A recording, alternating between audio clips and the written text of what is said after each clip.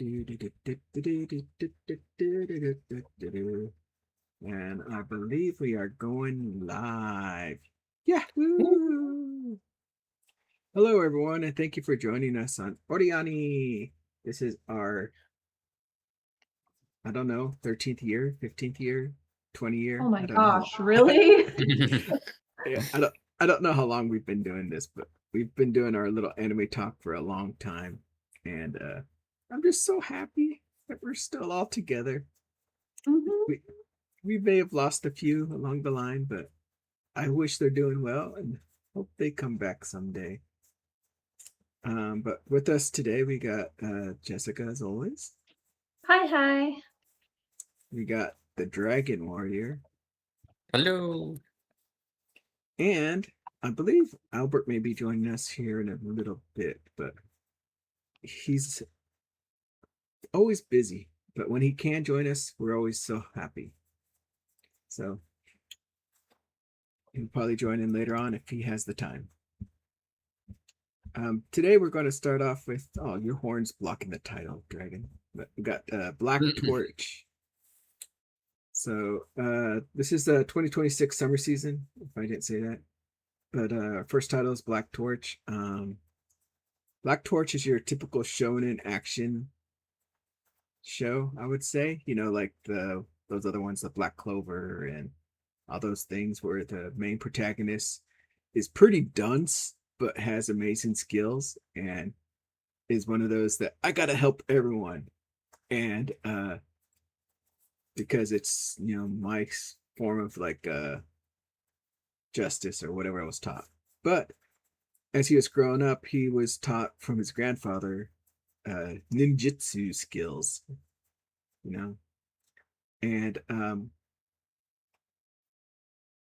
he then learns about. He also has this really strange ability to talk with animals. He doesn't know why, but he'll communicate with like birds and dogs and such. But then he eventually ends up meeting a yokai, which happens to be in the form of a cat. And in the process of saving this cat, the yokai tries to escape and leave, but the boy just can't let it go and ends up helping him.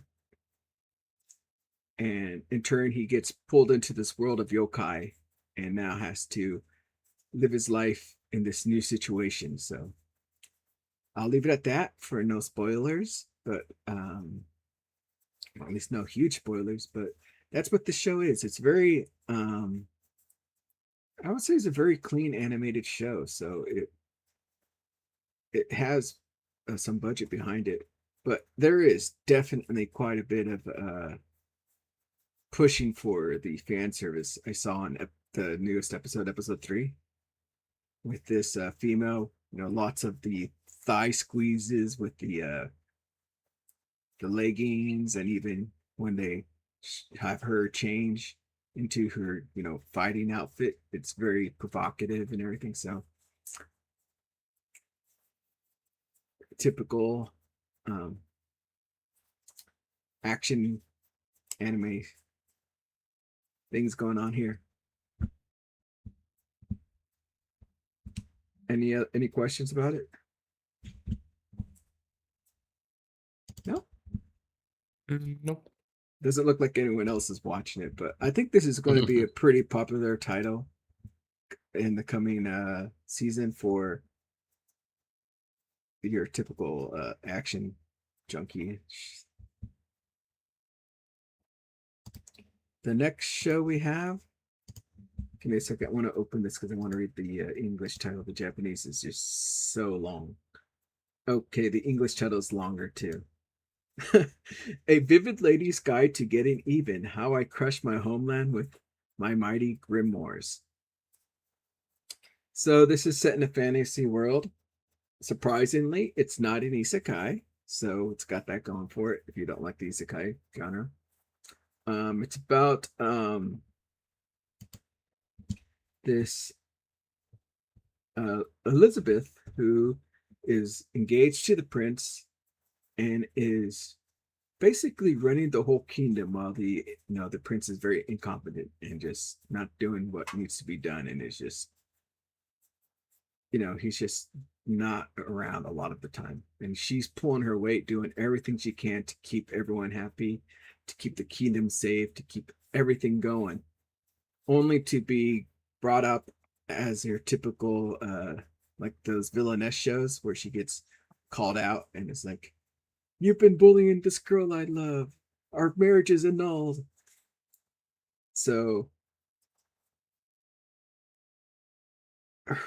the prince does this while the king is away, and she's feeling, oh, I'm doing so much, there's nothing, no way I could do anything could happen to me, everyone will see what's happening, but everyone just keeps on pushing the problem to her. It's like, oh, she'll solve it, she'll figure out how to get out of it, we don't need to help her. And she just gets sick and tired of it and decides, you know what, I'm done with this, I'm going to leave this country and go somewhere else and build myself back up and crush this country for everything it's taken for me for granted. So she does become your villainess, and it's really fun to see how she's going through manipulating others in such a way so she can build herself up to succeed in her new area. Now, you may think, oh, she's manipulating being bad. No, these people she's kind of attacking are people that are also bad characters. So it's not like she's going after anyone good or anything, right? She's not totally lost. But I can't wait to see how she gets back at the kingdom and stuff. The only thing I could see that makes it little like is that she does have a really OP power that's going for her. So she hasn't used it too much. It's usually just her using her wits and her connections to do things. So hopefully it stays that way, and we can see how she eventually gets her revenge. Yeah. Let's see the next title. Did you want to talk about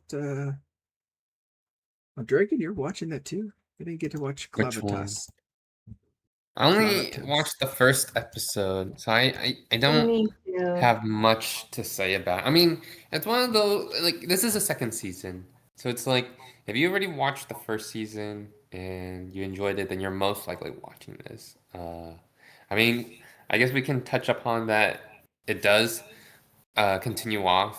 I mean, we kind of got a glimpse of it at the end of season one. It's literally continuing off of where like that last shot where they're going into the magic school.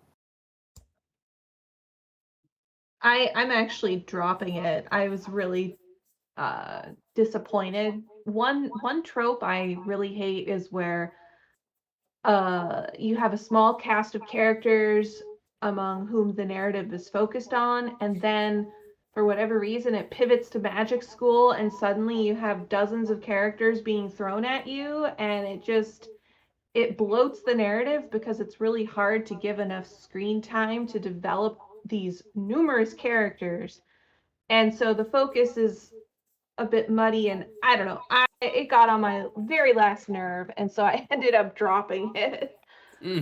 Surprisingly, you say that because I feel the same way. And actually, I dropped Free Rent for a little while because of that when she was going to get Yeah, her examiner. same thing.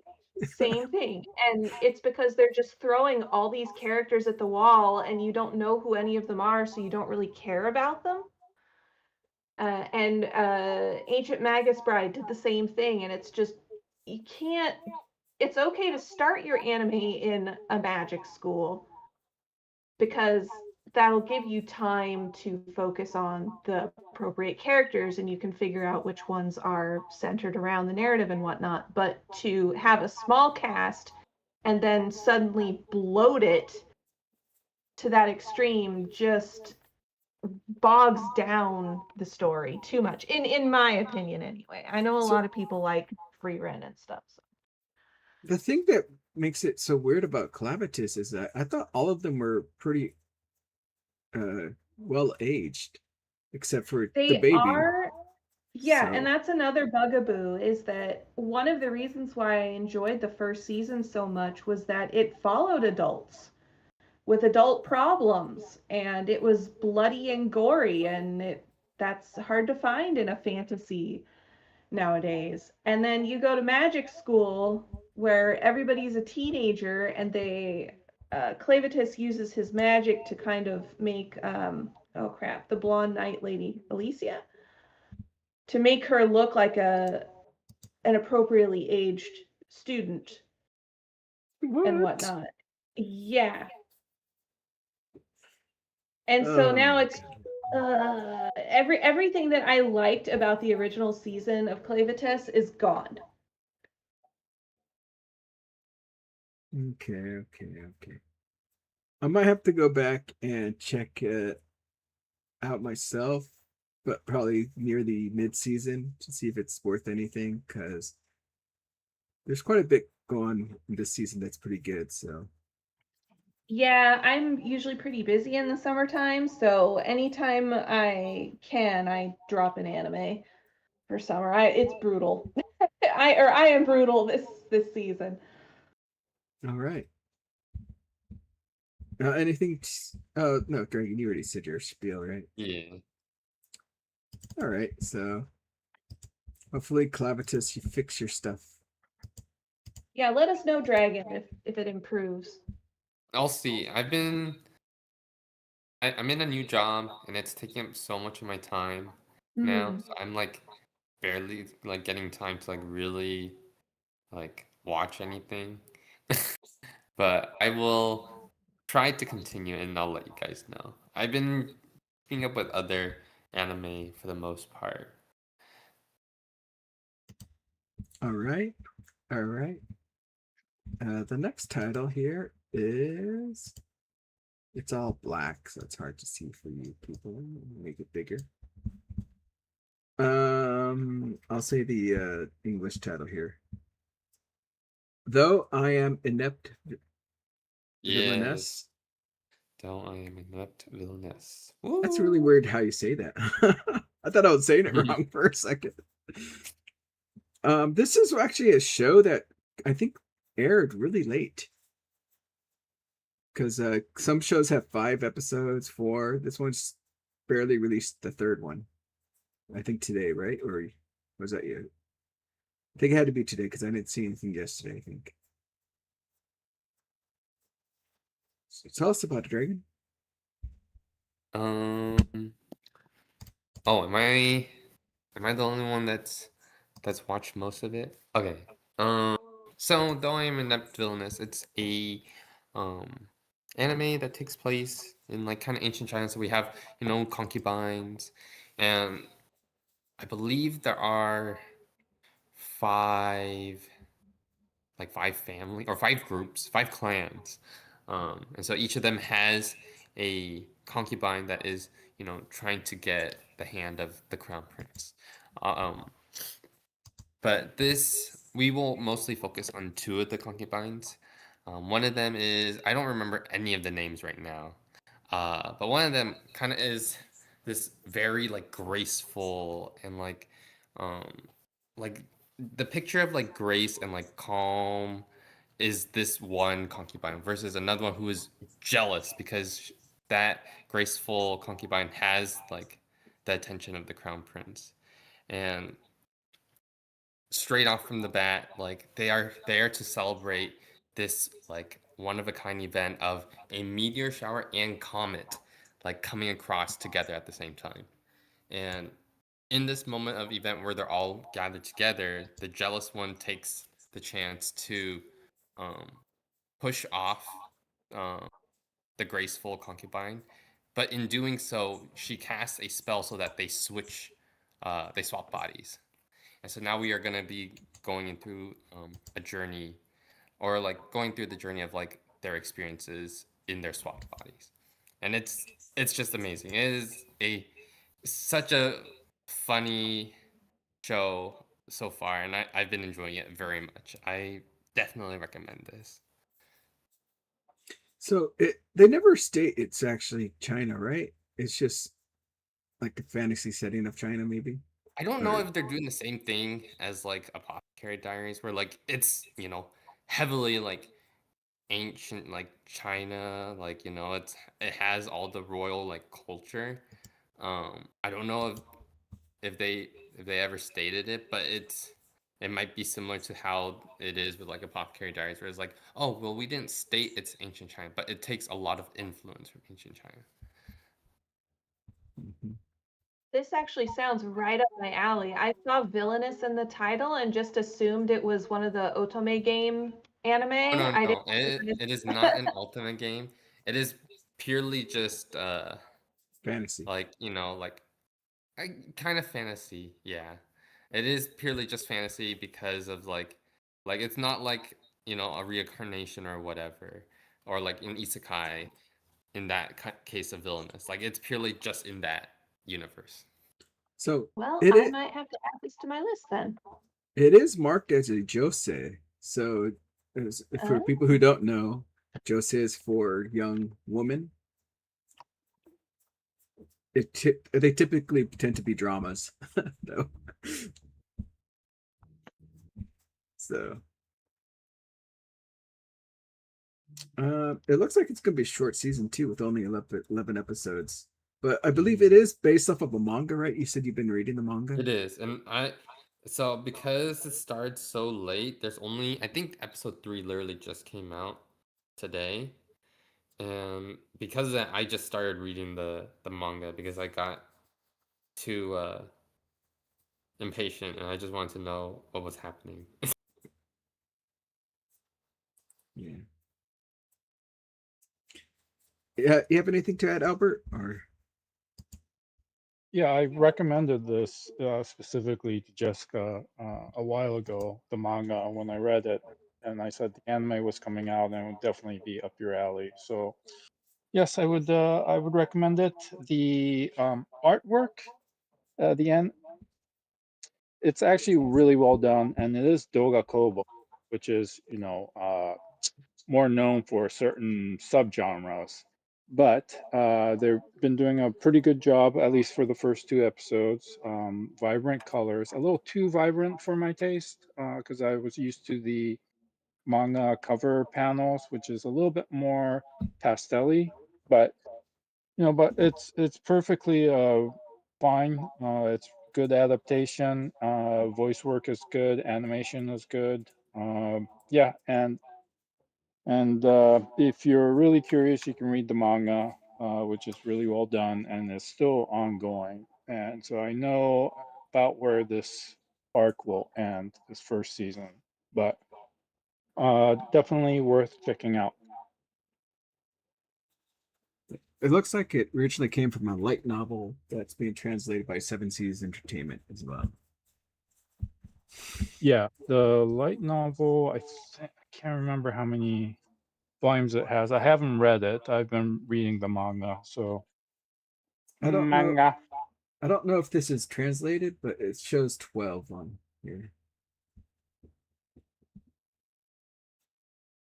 Okay. So it looks like it's pretty long. Let me go back to my list to see what's next. Oh, this show. But we'll keep this one short because I don't think there's many people watching. How you spell that? So this is another season 2 of the Skeleton Knight in Another World. This is your isekai that came out. Oh, when did the first one come out? Like 2022. So it's been 4 years, maybe. And it's a guy trapped inside his game character that so happens to be a skeleton with like a holy knight armament. So he's able to convince an elven lady he runs into that he's cursed. So they're kind of going on a journey to break his curse and also to save other members of elves, beast people, just everyone, I guess, from slavery that they can find, because their people have been subjugated to slavery all over the place. So it's just his journey going around saving people and getting into weird antics. I started watching this season 2 again, and it was just really, really silly. And I don't remember it being that silly. So I don't know if it's a big change from season 1. I thought season 1 was a little more serious, but we'll see how it goes from here on. But yeah, definitely watch season 1, because you won't get anything from watching season 2 without it. I might have to rewatch season 1. I literally don't remember what's been happening in it. Next up is this show, which I'm actually really curious about. It's Grow Up Show, Sunflower Circus. Yeah, I'm the only one who watched it, and I dropped it after an episode. However, I think that's because it's just not for me. It has a lot of things in it that I don't like. It's set maybe in the 60s or something. It's got this whole retro vibe, which I really did like. And they're running around in what looks like it might be a VW bus or something. But it's basically about a young girl who grew up in a circus. Her dad was a ringmaster or head of his circus, and she's trying to get away from that whole side of the business, but of course ends up running across an all-female circus troupe, and because she doesn't have any money, any place to live, or anything, gets roped into performing at a circus. I dropped it because a lot of the characters and stuff just were irritating tropes more than they were characters. And I do concede that it's the first episode and we don't have a good handle on who everybody is yet, but it really irritated me. And so I ended up not wanting to continue. Well, that's sad, because based on the cover art, I thought it was going to be something similar to this one show called Kaleido Star. You know what? That is why I wanted to watch it. I liked the art and the vibes and everything looked cool, but it disappointed me. However, I will say that I think if you are curious, you might want to give it a go, because it could be that the stuff that irritates me is not going to bother you. All right. So are they a traveling circus, or is it like a stationary circus? That's one of the other questions. It looks like it's going to be a traveling circus, because at the end of the first episode, they all point to this van thing that they're going to load up in and go about, but they also have a home base. And the home base is where our main character meets the rest of the cast. Okay. Let's go to the next title then. That's a sad show. I was hoping for something cool. Next up is Hana something. Okay, there it is. There's the title card. Hanaori-san still wants to fight in the next life. And surprisingly, this is a reverse isekai where the Demon King has died and has now revived in our world. But it also just so happens that the hero has also revived here. But the Demon Lord is now a NEET, a shut-in. He doesn't leave his room. And when the hero comes, she's so disappointed to see what her rival has become, and yells at him, get a job, do something. I can't believe my main nemesis has become this thing, right? So he's like, you know what?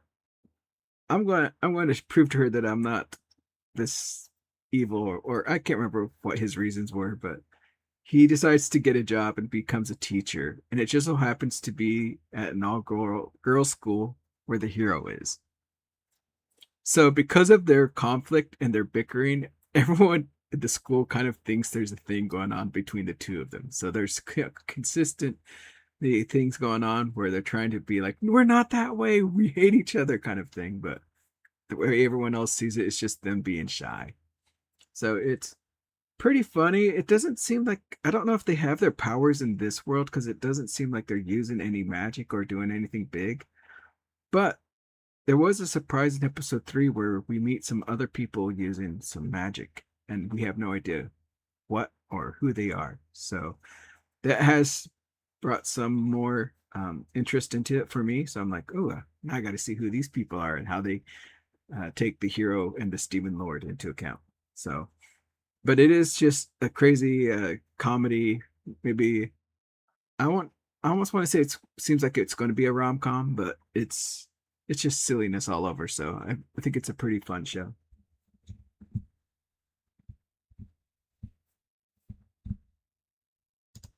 Any questions? Nah. Yeah, let's go to the next title.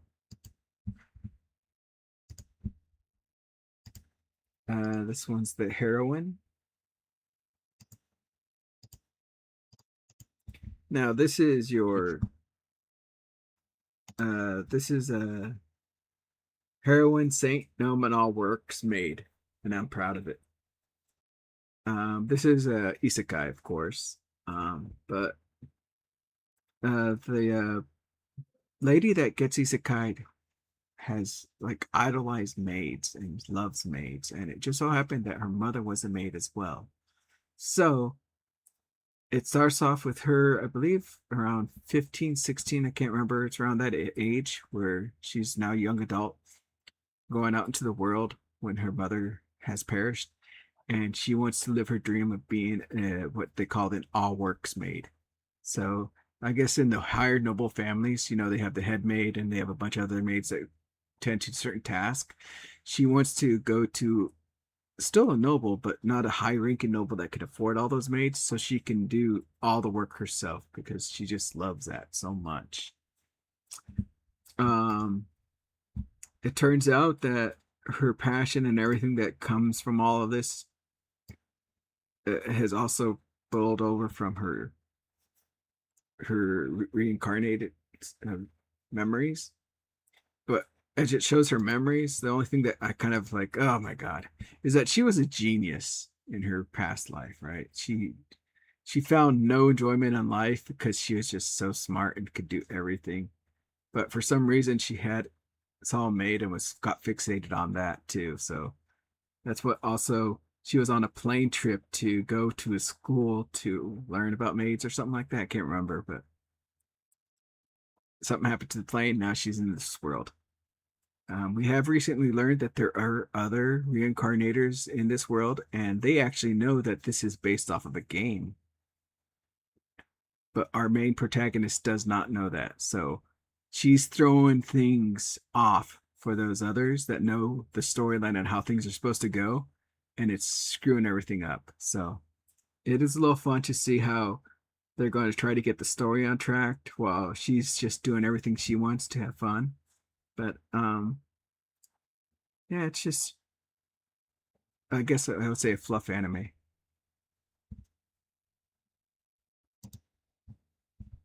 No questions? Nope. I think we'll skip the Ascendance of a Bookworm, right? Because that's just continuation from last season. And we'll go to this next title, Iwamoto something, senpai.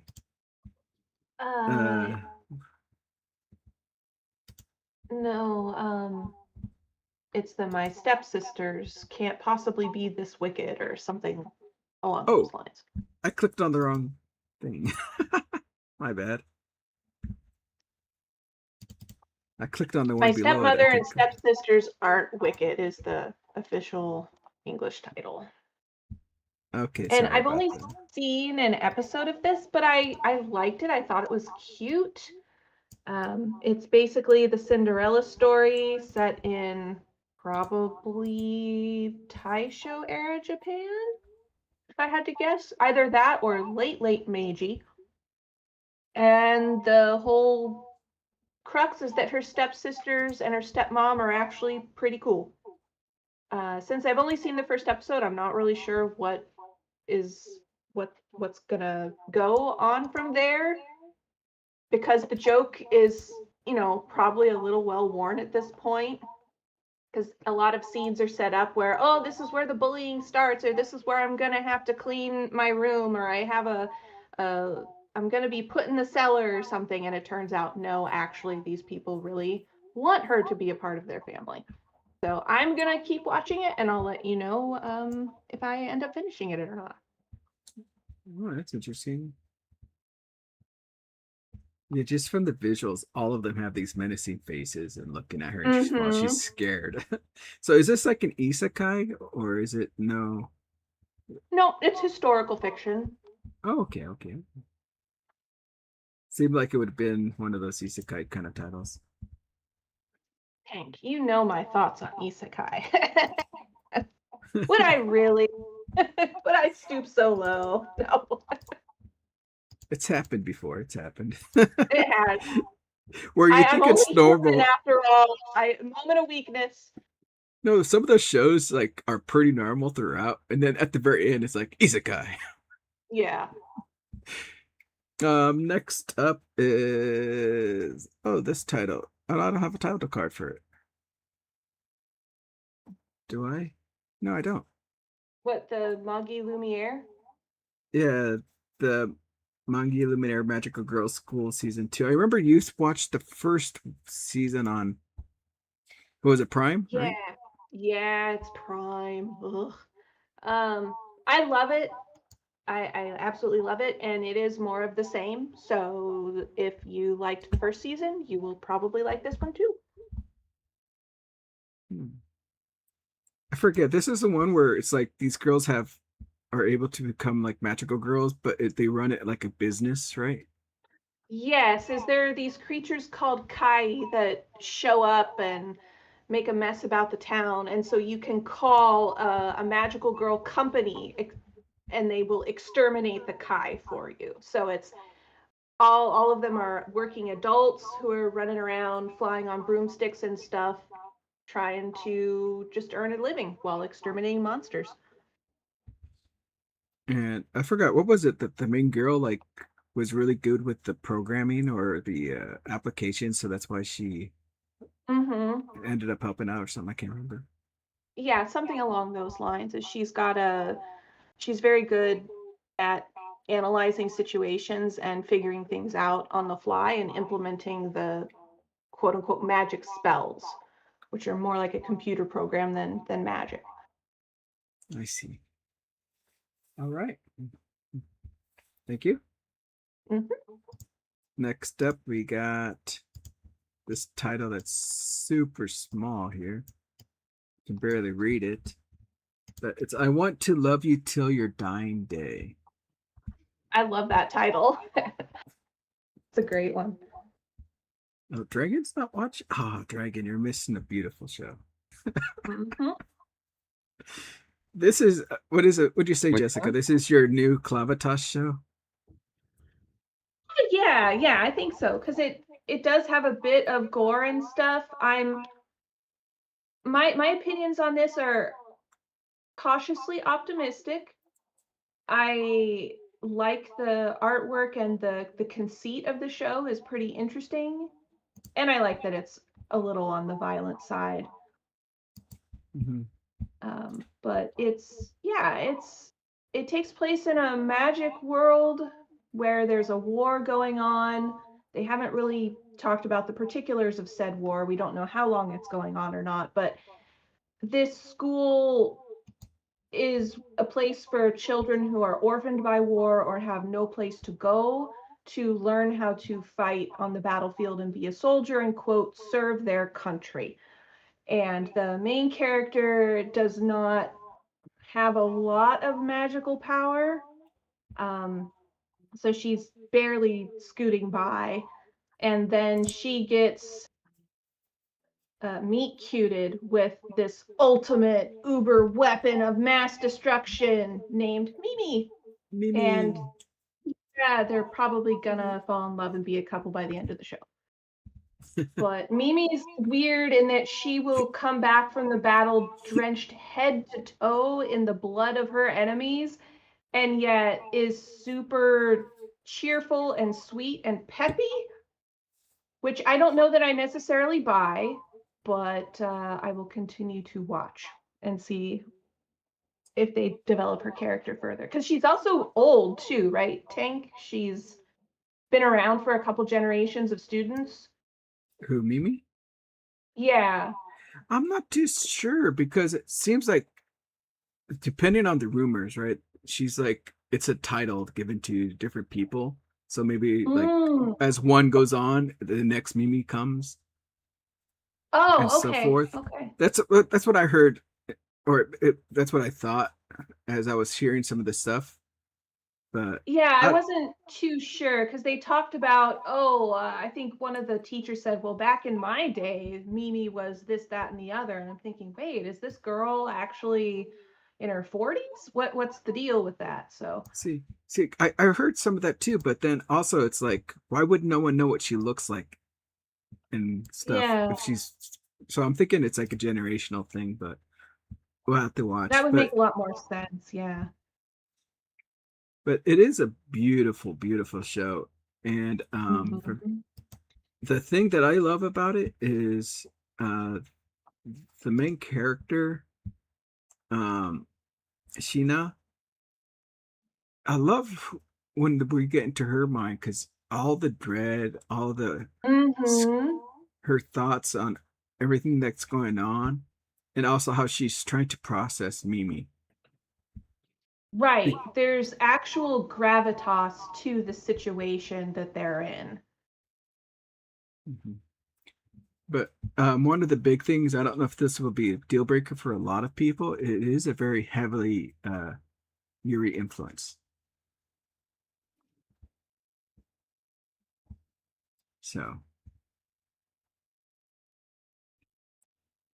and although first I thought it was an all girls school, but then later on I saw there were actually guys too. So, Mhm.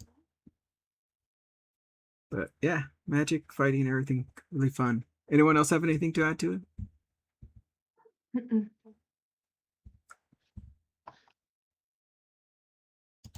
Dragon, watch it. I'll watch it with you. I think we can skip the next title because that title was dumb. I think it was like I became a legend after 10 years long stand, last stand. Yeah, not worth it. Um, we can go over Mao because that's a continuation from last season, right? Or last few Yeah, seasons. just- And I think, oh, this is a new season, right? Mushoku Tensei. Yeah, it's season three. season 3, though. I don't have anything new to say about it. The first two episodes shows the return of Eris and what she's been doing. So, I mean, return in the sense of coming back to the screen, not that she's returned to Rudy. So, and then episode 3 that I just watched, we go back to Rudy's side of the story. So, the first two episodes were great. I loved it, Yes. and the animation quality is just superb. So, no, if you're a fan, you're gonna keep watching it. If you dropped it, you're not gonna come back to it. So definitely continue watching if you're a fan. I will say though, maybe watch the previous episode or something because like I got lost when it went back to Rudy. I was like, wait, how did that? I forgot that happened. So unless you're really good on your memory, maybe get a little reminder of what's going on. Just go to YouTube and type in what happened in season 2 of Mushoku Tensei, and you will get good hits, and you can have a 20-minute summary of everything that happened in season 2. All right. Um, the only other thing I would say that I loved about those first two episodes was how it crossed into the season 2 story as well in some areas, which was really fun. But let's go to the next title.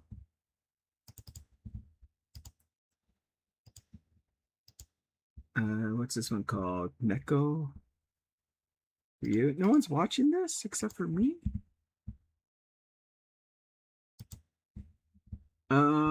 This show, The Cat and the Dragon, is, I thought it was really fun and interesting. It had a start. Um, it's about a baby dragon that hatches while a mother cat sith is having babies within the den, because I guess the mother dragon was killed off somewhere. And as the baby dragon was born, it saw her and related to her to being the mother and was now living off of her. And the cat sith decided to take care of her, or take care of the baby dragon, and treated it as one of its own. So you have the little start of it growing up and learning how different it is from everyone else, to the point where it recognizes, because of his racial abilities, that he's not a cat. But one thing that is really strange is that I think they get rid of the mother by having her summoned. And we actually go back to the mother cat later on in the show. So it's not always following the dragon. It seems to be following different characters at different points that will meet up with the dragon at some point. But at the end of the first episode, I believe the dragon learns that the cats within this forest are being killed and skinned for their fur, and goes to the kingdom and throws them an ultimatum saying, stop all this killing for fur. I understand if you kill for food, because that's just the way of life, but if you're only doing it for the fur, I will destroy you all. And such. So it's really fun to see how he's interacts with all the other cats, because they all call him uncle, because of they've been raised with him as siblings and such. And he protects all the other mothers that are having their birth seasons, and helps them teach the other cats to use their magic and how to hunt and stuff. So yeah.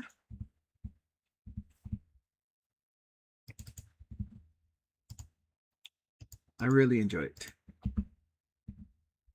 Next up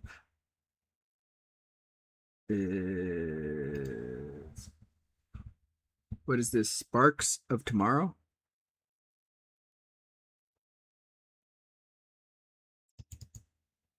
You watched it?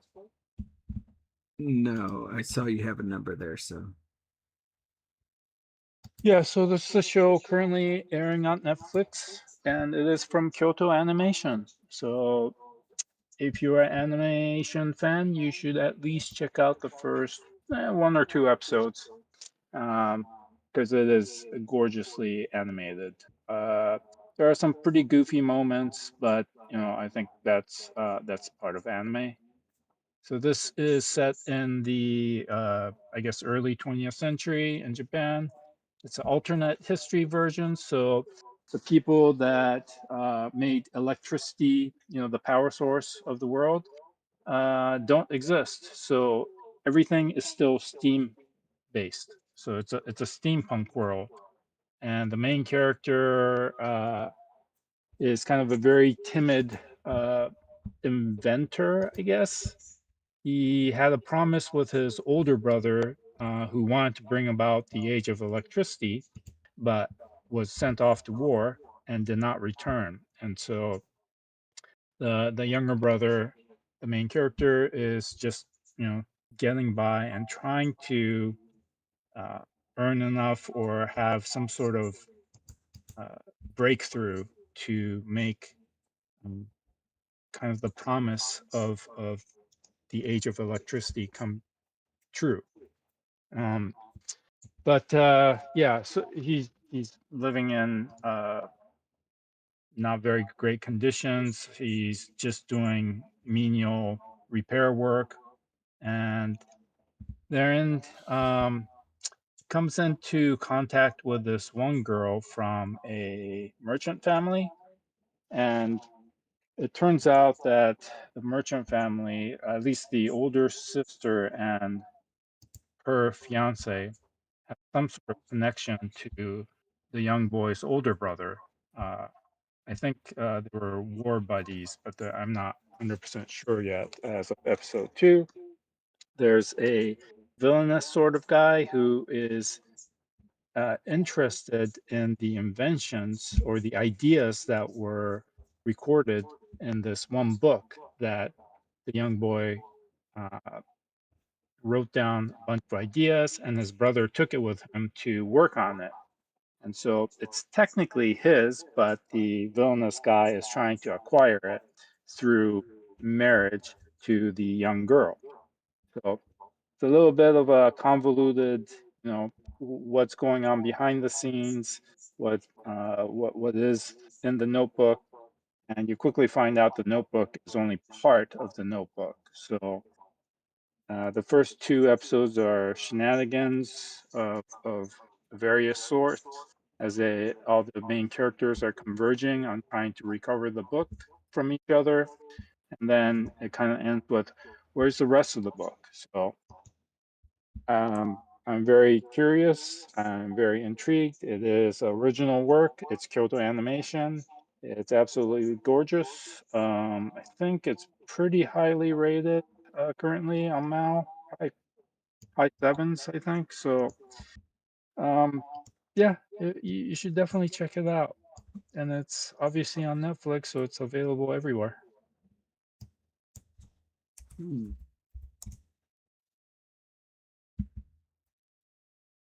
Let me see here. Netflix, huh? Dang it. I'll have to figure out how to get Netflix. It does say only on Netflix as it's thing. So I get it's the title of Sparks of Tomorrow's because they're trying to bring the revolution of electricity into this new world. Yeah. I mean, the Japanese title doesn't translate very well. Nijuseki Denki Mokuroku. Nijuseki is the 20th century, Denki is electricity, and Mokuroku is like a journal, diary, record, so the record of electricity in the 20th century, that doesn't make, it lacks imagination. So, yes, Sparks of Tomorrow is what they went with. Oh, I see. Okay. Go on. All right, There, thank you. there are methods. You could methods. All right.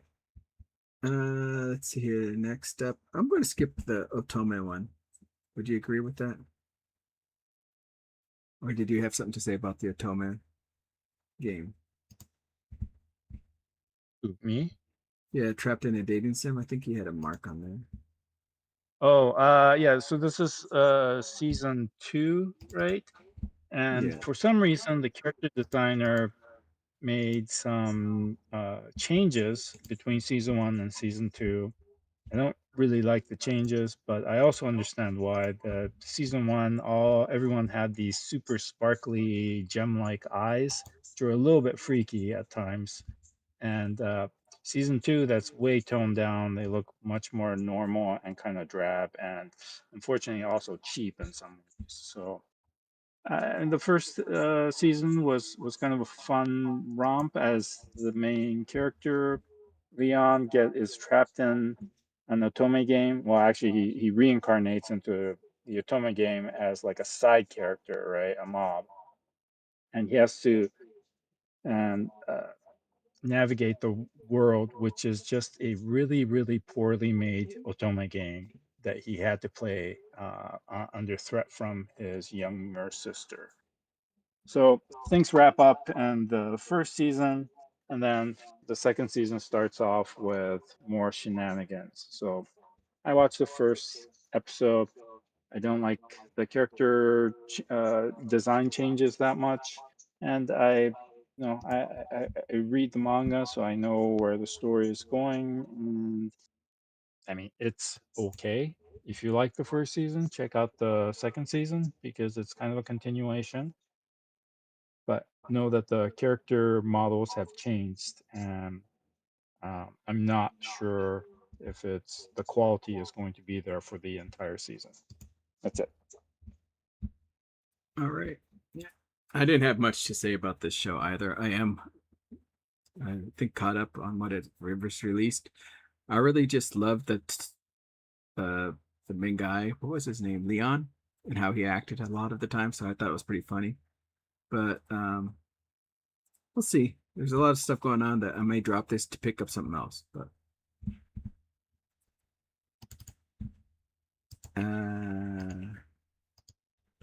next up is Otome Kaiju. Dragon, you're the only other one watching this. How do you say that last word? Caramelize? Caramelize?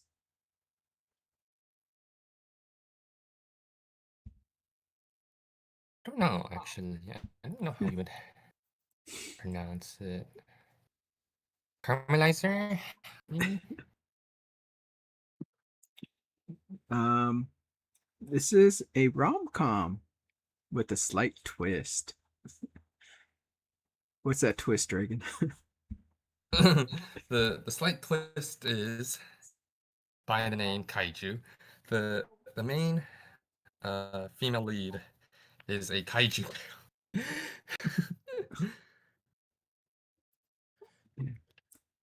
So this is like a coming up age kind of show, I believe, because she doesn't even really recognize what's going on. She doesn't know that she's a kaiju. She just knows that her body goes through changes as she gets excited or put into certain situations, right? I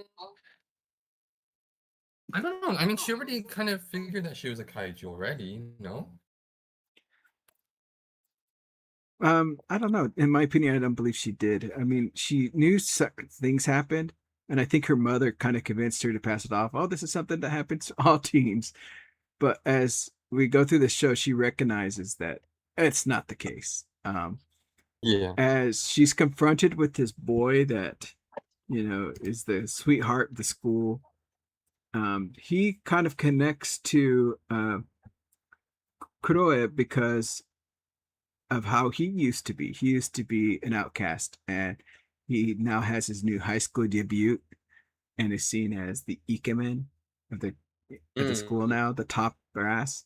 So as she sees her always being by herself and being alone, she tends to be very dark, but she does have a lot of these cute qualities in her character design, and I could see why someone would be like, "Oh, she's really cute girl."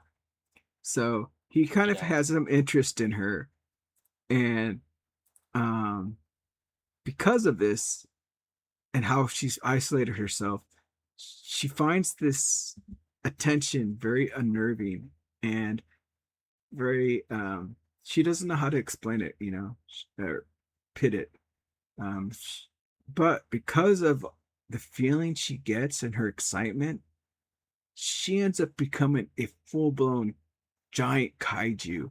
And even at the end of it, she doesn't even accept that it was her. She thinks it was a dream until she finds out the next day that the events in her dream really happened. Yeah. So now it's her fighting with her inner self, like, I really like this. I really like him. I really want to be a normal girl. I want to be just like everyone else, but I can't. And as the boy, he's just clueless as well and doesn't recognize her conflict and sees it as her just being timid and very shy. So she's always put into these situations where she wants to isolate herself because she doesn't want to go and scare him, but she can't help feeling what she feels. So it's really fun in this sense. Yeah, definitely. But her character design is hilarious because she's got this giant heart within her spikes. But, Yeah. and in the most recent episode, she actually it's really heart-wrenching how she goes through these feelings, and this adolescent girl just being crushed by everything that's happening. She doesn't know what to do. She doesn't know how to feel. And it's just a really fun show. This is one show I kind of want to recommend to some people to just check it out because it's way better than I thought it was going to be.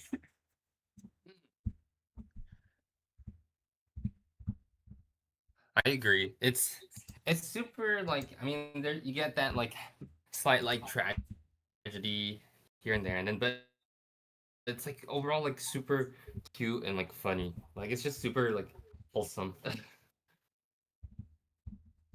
Yeah, and then when they do show her other elements of her kaiju-ness, it's not cute at all. It's very dark and hard, so it has a nice Mm, contrast to everything that's going on. Yeah.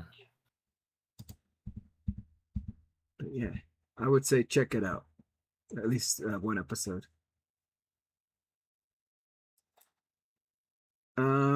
The next title here is I'm going to go through these real fast because I don't think these are anything too special. Rather than an isekai for this next one, give me a second. Rakudai. There it is. This is called the Overshadowed, Overpowered Second Reincarnation of the Talentless Sage. He's just reincarnated, I believe, 400 years later within the same world, but things have digressed. So while he still has all of his memories and somehow all of his power, I believe this isn't even his first reincarnation. I believe it's his second time. But because of his blessing, he has a drive to push and push. And because of that, he became the strongest mage, even though he doesn't have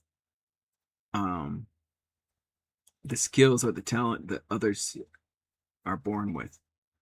But because of his drive, he becomes one of the 4 greatest mages in the world, I believe. And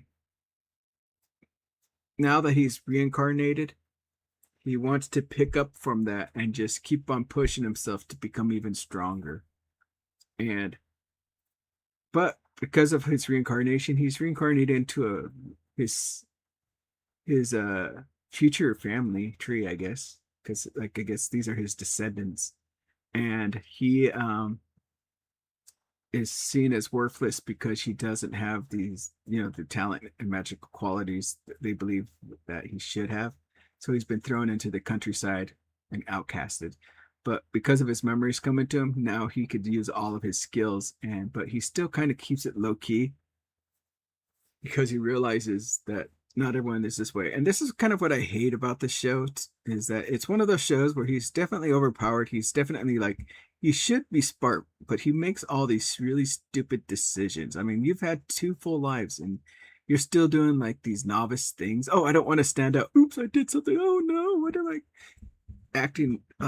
It's just, it can get annoying like that. But other than that, I've read the manga and so I know where it's going to go, and I don't really care for it right now. I'll probably drop it. Next up is I think this one was surprising to me because this show has top nudity, and it's not just like a small thing. This girl has huge memories, and it's just out there at the very beginning for quite a while. Yep. So for some It was people, very surprising to see. Yeah. yeah. So for some people, I could see it being very off-putting. I mean, they don't make it pretty at all. It's just this monster girl that's out there. How do I say this? You got Deda-san, which I think was sealed in the mountain by this family, and she kind of watches over the mountain and was a god of misfortune because of stuff that's happened in her past, but now she's more laid back and just surprisingly mellow. She kind of still tries to do her job of warding people off the mountain and to keep things safe, but she has lost a lot of her sharpness to her. So even when these boys or these kids come by, she doesn't necessarily just go off on them. She's actually surprised by how um, unaffected they are to see her, and they kind of like become friends. And she kind of watches over them. So it's them going around this town, helping her, learning about each other. But the strange thing I think about it is just the main two characters, because the youngest, which is this blonde child that is very open with everything he does and is very girl like, even to the point where Dara thinks it's a girl the whole time. You find out it's a boy.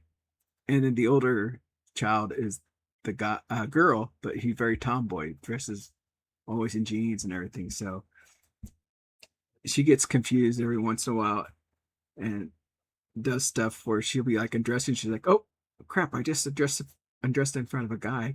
I forgot about that." So it's for, I don't know what this really show is really going to go towards. Like, if there's really no conflict, it's just them living their lives and helping Deda-san, and also she helps watch over them within this mountain. Yeah, I mean, I think it's just kind of watching funny antics between these two kids who are like, what, like they're like kids of like, I guess the shrine, like maiden slash guardians, and like it's just seeing funny antics of how she's thinking like, oh, like they're gonna be so taken back by like I'm this like yokai, but they're not, and they're, if anything, it's the opposite. They're more interested in hearing her story and getting to know her and whatnot. Mm-hmm. All right, let's go to the next title. We're blowing through these titles. Boom, boom, boom. Whoa, what's this one called?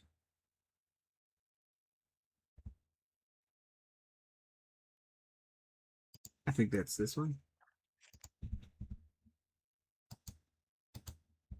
The Frontier Lord begins with 0 subjects.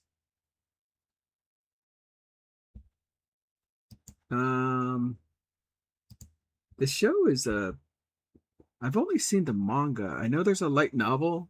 I think they're based off of a J novel, because that's where I've seen them. And I've read a lot of the manga because of that, but I haven't gotten into the light novel yet. And as you transition and start watching the anime, it's very on pace with the manga, I would say. There's not too much changes going on. I expected maybe the visuals to be a little more, but they're not bad, but they're not great as well. It's a very mediocre kind of show, which is a little sad for this story, because I love the story about it, but um we'll see how it goes. I think Albert, did you only watch the first episode, right?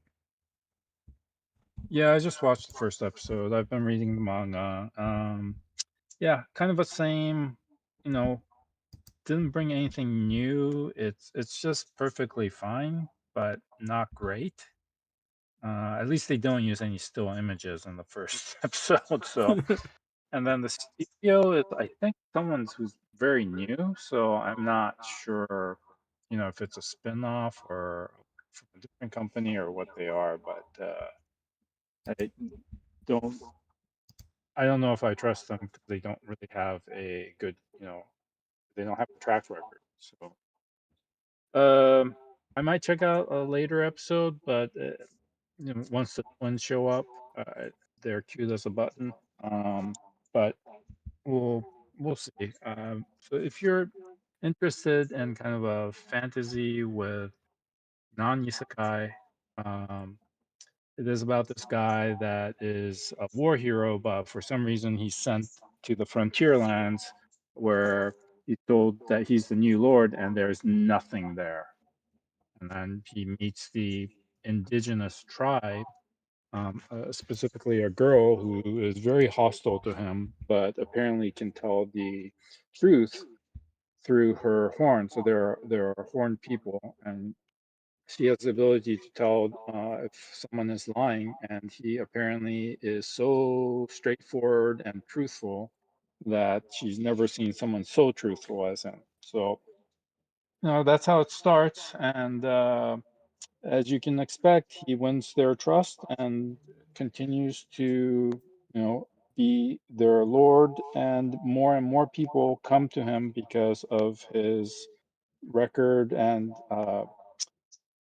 the glory that he earned in the war, and people that he was kind to in the past. They all eventually start coming to him um, as his territory starts to flourish. So yeah, it's very typical, but I am a little concerned about some of the battle scenes. Looked pretty janky. Some of the CG looked a little janky in the brief flashback, and later on he will be, fighting dragons. So I hope they don't cheap out. That's all I have to say. Hmm. One thing I would say about this show that maybe I'm interested in, even as a manga, I would say, is how he has to learn from the indigenous people about how to survive. So he has his own set of morals, his own set of customs, and now he's trying to adapt to live with these others in harmony.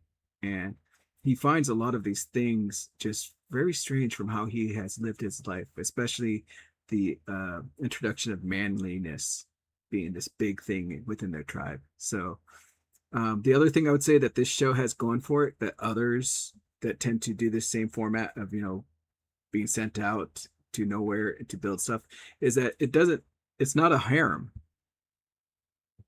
It doesn't have that harem trope. Um, so maybe that'll help sell it for you. I don't know, for some others out there, but it's an okay show. If you don't want to read the manga, go ahead and watch the anime because it's not too far off.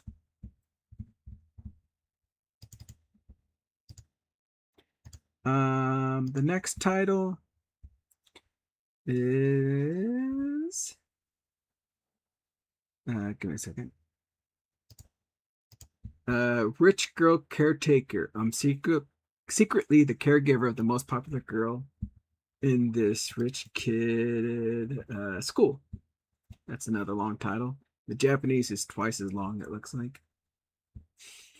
I actually have fun. This is a very laid back show. It does have harem elements as you're going through it with the main character. But it seems that Itsuki, his family has basically abandoned him because of debt that they have and pushed everything onto him so that they can live their lives, and now they're out of the picture. So he's basically left to fend for himself all alone. But he runs into Konohana, this rich girl, and as they interact with each other because of a kidnapping, she finds herself being very relaxed and very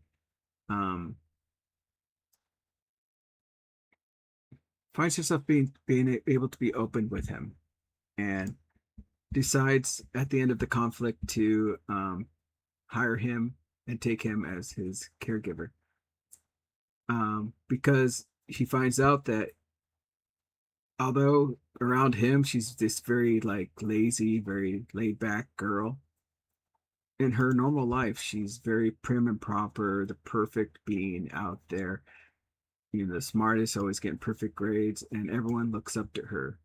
But when she's with him, she's able to turn off, and it gives her that peace that she kind of needs. So it's this really fun thing where now he has to learn the customs of nobles. He also has to give his academics up because he is now going to this new school with her, which is a higher ranking, and he has to do all this while somewhat being incognito about his position with her.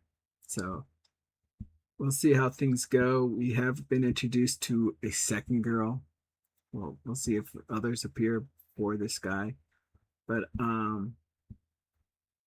it's not that bad of a show. I actually just like to watch it at the end of the anime night because it's very relaxing kind of show. It's very, like, I would say, cleansing kind of show.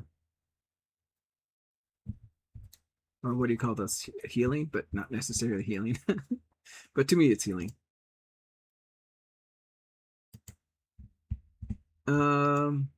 Next up.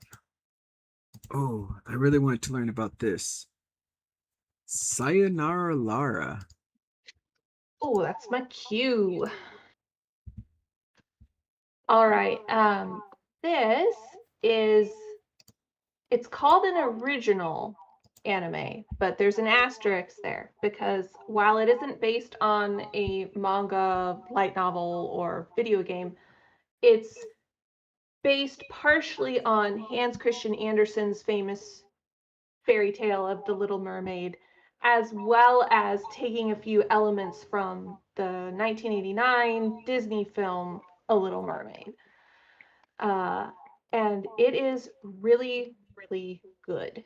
The first episode pretty much is the entire plot of the original Hans Christian Andersen tale with some embellishments. Lala has, both of her parents. She has sisters. They all love each other and stuff, but she really wants to see what makes humans tick. She's enamored by them, and she gets her chance. There's the sea witch, all of those normal story beats. But where it differs is that she is reincarnated, kind of, or gets a second chance about 200 years later, and she has to somehow save her family. And so she is turned into a human being. She can speak, and she meets up with a human girl who is very much into boxing. And one of the things that you'll notice right away about the anime is its visual style. Really bright characters, deep character, or not characters, sorry, colors on the characters, and the character designs kind of slightly reminiscent of the 90s, I would say. And I believe that some parts of it have been animated on cells. The parts of the opening and parts of the ending were traditionally animated on cells. I don't know about the actual meat of the episodes, but it definitely looks like it was. And I like this quite a bit. I do recommend checking it out. Even if you're not a fan of the original fairy tale, there's a lot to love here. So I did hear about this title and I was really interested in it, but I didn't get a chance to go into it, so I'm really excited to try to check it out. Now, although the style isn't the same, but it made me think of Nadia back in the day. I never actually saw Nadia. Just by the visuals I saw in like the posters I know and what you everything. mean, though. Yeah, the super flat. I guess that's the way I would describe it. Is it lacks a lot of the attempts at making depth that modern anime has, and it just is flat. All these planes and stuff, and I like it. I really like the visual appeal of this. Yeah, so I'm really excited to check it out. So I'm sorry, I forgot. She came back with? What was she coming back again for? She has to save her family. Is that when her first go around, the prince found out that she was a mermaid, threatened to kill her, and instead of turning into foam, she kind of gets put back into the sea for a bit in slumber, and then 200 years later wakes up. Her entire family has had to flee the palace and their home.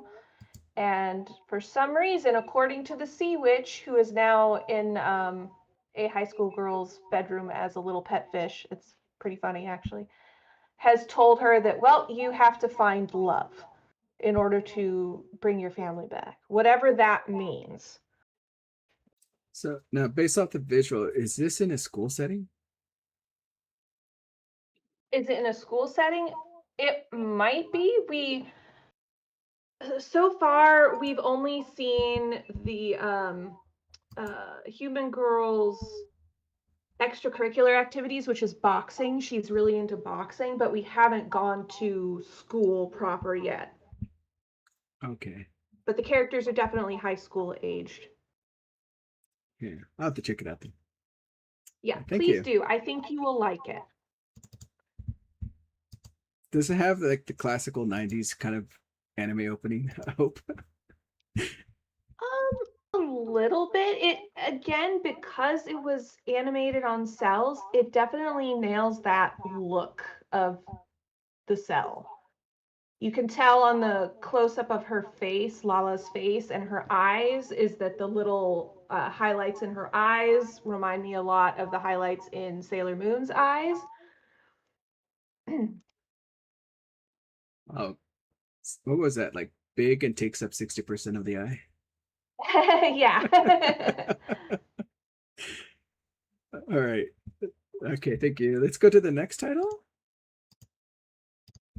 And this title is The World's Strongest Regard. And I want to love this. I love the manga. The manga is awesome. The anime is shit. No nice way to say anything about this. Check the manga. The manga tells a story way better. Especially in the battles. They've cut these battles so short. Like one of the scenes they were fighting this giant like ogre thing.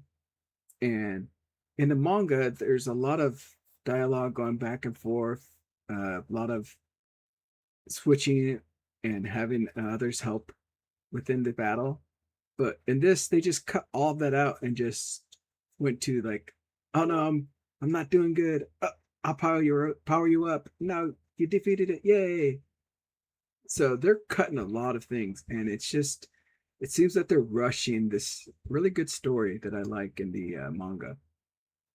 So I'm very disappointed. If anyone else out there watching this has anything more to add on this, if you like the anime, honestly check out the manga. I know it's based off of a light novel, but the manga is really good. Sadness. That's all I have to say about that. Sadness. This show is another one that I have no idea what this is about.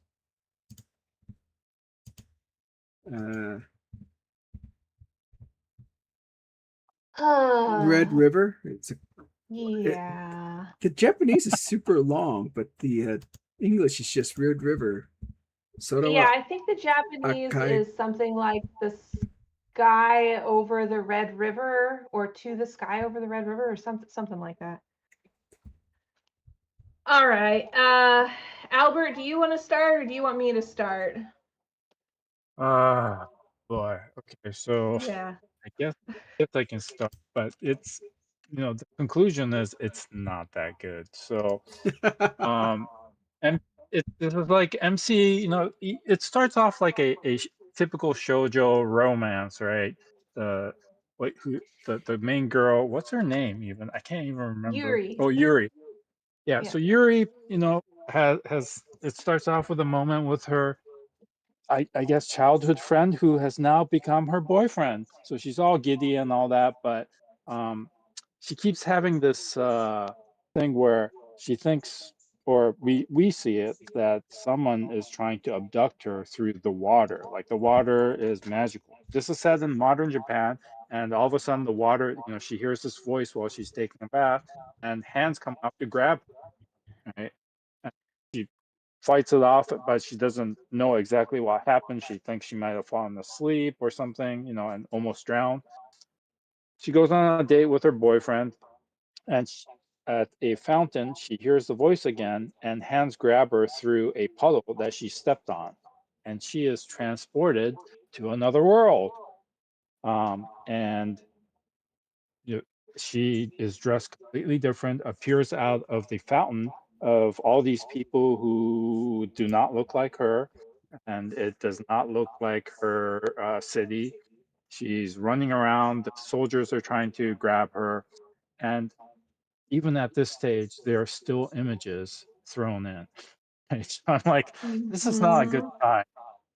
So the story, is kind of a little convoluted. She she is almost cornered, but a stranger, a really good-looking guy, saves her, and pretends that they're having an affair. So he kisses her, and hides her, and shoos away the soldier because apparently he's the prince, and she can finally understand what the hell they're saying because his kiss is magical.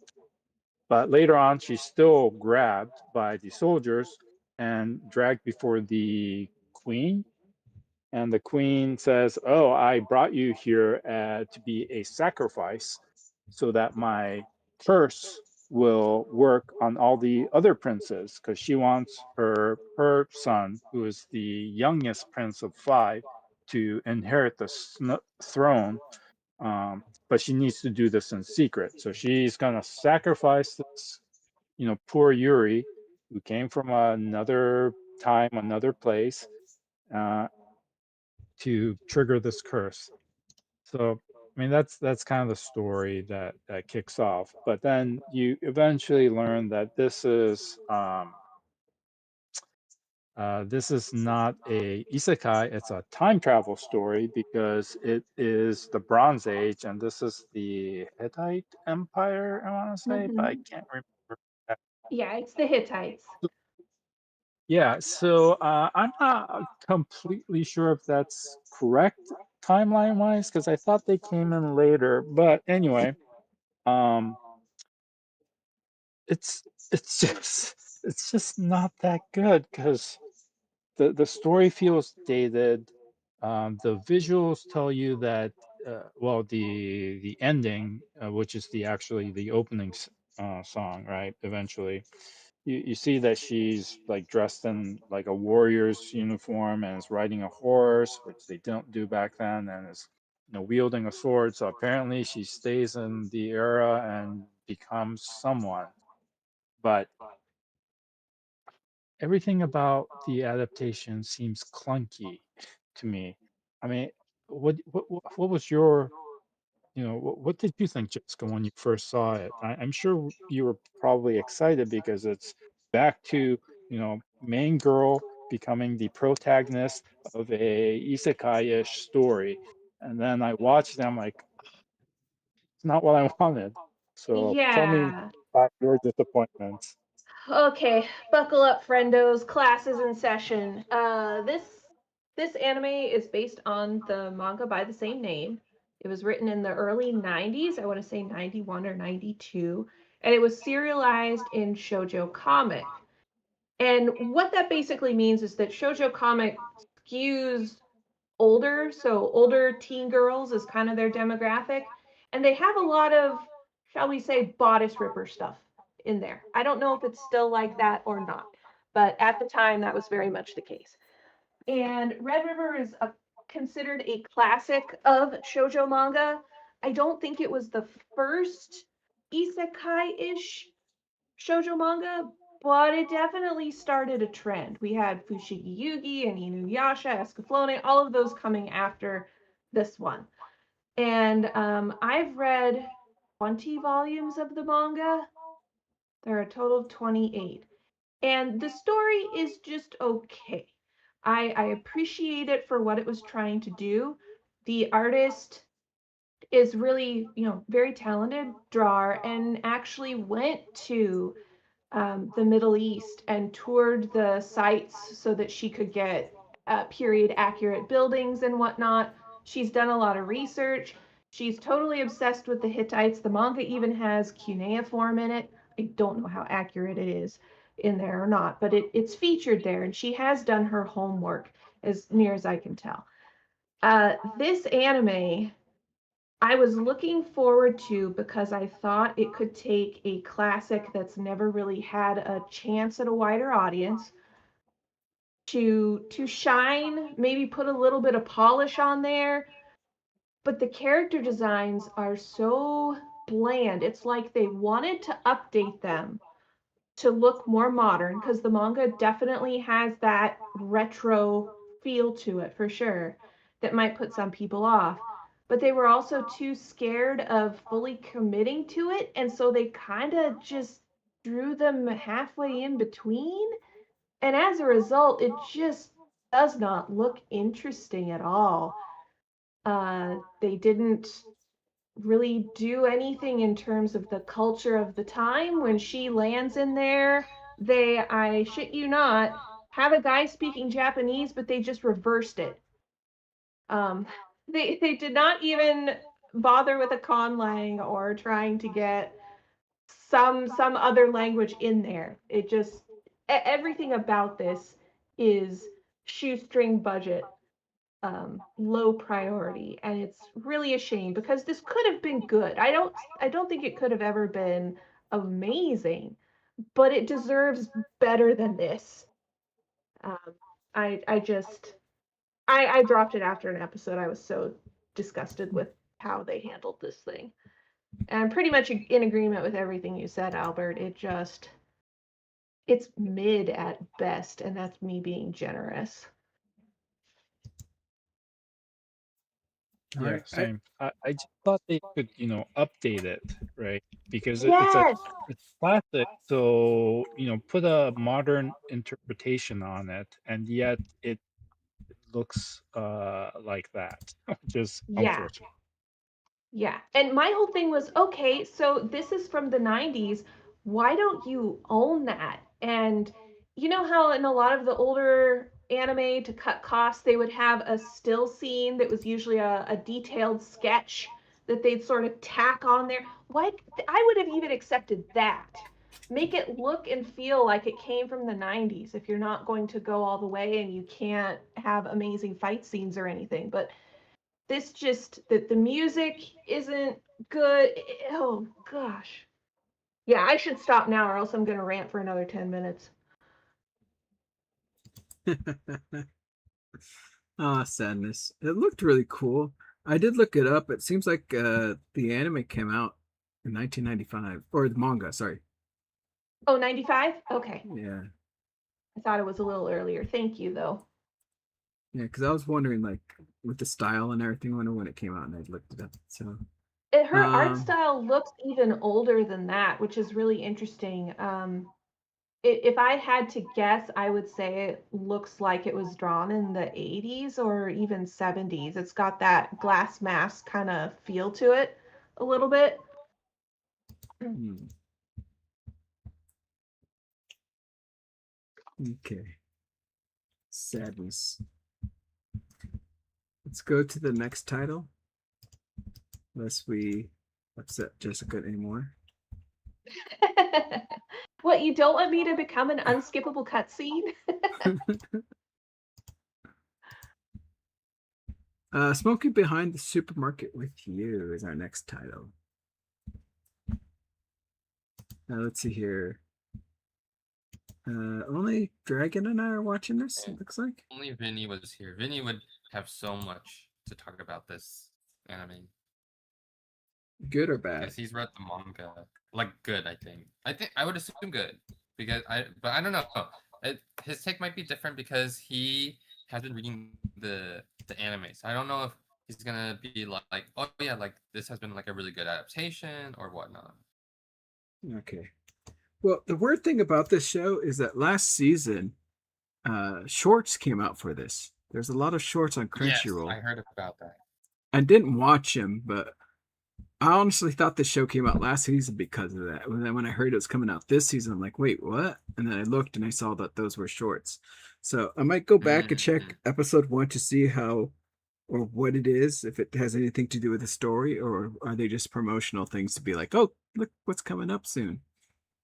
But I think they were like even 11 minutes long or so. So they weren't like Yeah, super the shorts short. were like 12 or 11 minutes, something like that.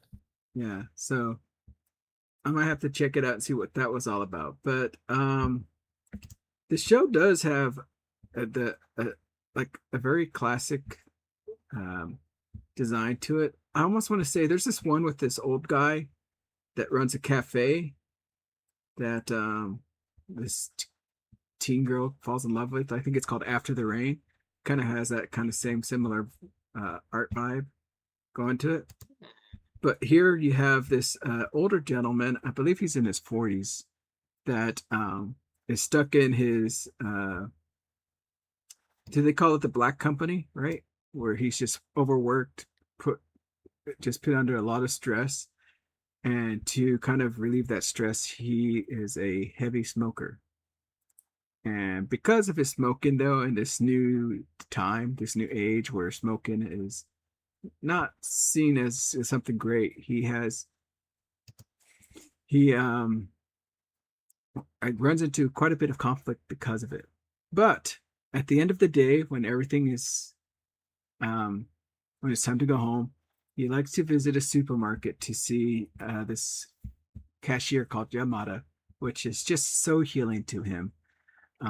It tries to play it off that he's not in love with her. He just loves to be around her for the healing vibes. And like he'll wait in line, her line versus others all the time, and just always is really excited with his interactions with her. But one day, as he's walking around trying to figure out where to smoke, he gets called behind the supermarket by this more rugged girl, and finds out that her name is Tamaya, and tells him that he could smoke back here if he needs to. And he starts bantering with her and is able to just chill out with her, and finds out a lot about Yamada and about other things that are happening. And they've just become these, like, it's almost like drinking buddies, but just smoke buddies rather than drinking behind the supermarket. And their interactions are just pretty fun. As a viewer, you can kind of tell obviously what's happening with this thing, but just the way she's having fun with him and his kind of ignorance is pretty fun. And I'm pretty excited to keep on watching it. But it does have a lot of smoking scenes in it. So if you don't want to influence your kids, stay away from smoking. Smoking's bad. Maybe not for you, but yeah, not much else to say about it from me. What about you, Dragon? Anything else to add? Or I started watching a little bit of the mini episodes, and it's been really just like cute, truth be told. I've been enjoying it a lot. I don't know how different this is gonna be to like the manga, but I know that like both Vinny and Neo like love this manga a lot. But I've been having a really enjoyable time watching this. all right.